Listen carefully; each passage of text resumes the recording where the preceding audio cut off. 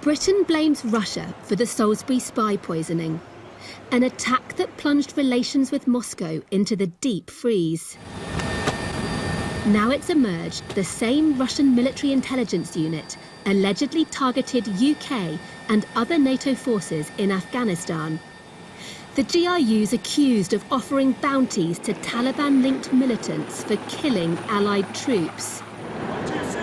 British officials deem the analysis by US intelligence to be credible, and MPs want Boris Johnson to take action. So serious is this that I'll be seeking an urgent question on Monday, and will be encouraging the UK to raise this matter at the United Nations and indeed with our NATO allies.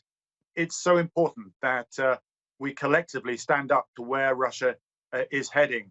That also means here in the UK, let's get that Intelligence and Security Committee back up and running. Let's publish the overdue Russia report. The Prime Minister last year failed to approve publication of a report into alleged Russian meddling in the UK. Months have since passed, but the parliamentary committee that can release the document has yet to be re-established. Questions too for President Donald Trump on his relationship with Russia.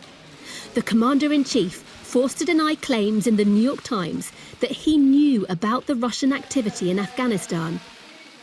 Nobody briefed or told me, Vice President Pence or Chief of Staff Mark Meadows about the so-called attacks on our troops in Afghanistan by Russians, he tweeted. Nobody's been tougher on Russia than the Trump administration. But the alleged threat to US forces in Afghanistan perhaps suggests this tough talk hasn't been deterring Moscow. It is evidence that the Russians are willing to really push the envelope in terms of highly aggressive and, completely sort of unethical practices. And it also seems to show that the Russians are looking at a kind of worldwide theatre of battle in terms of the places in which they feel that they can target kind of Western assets and Western interests.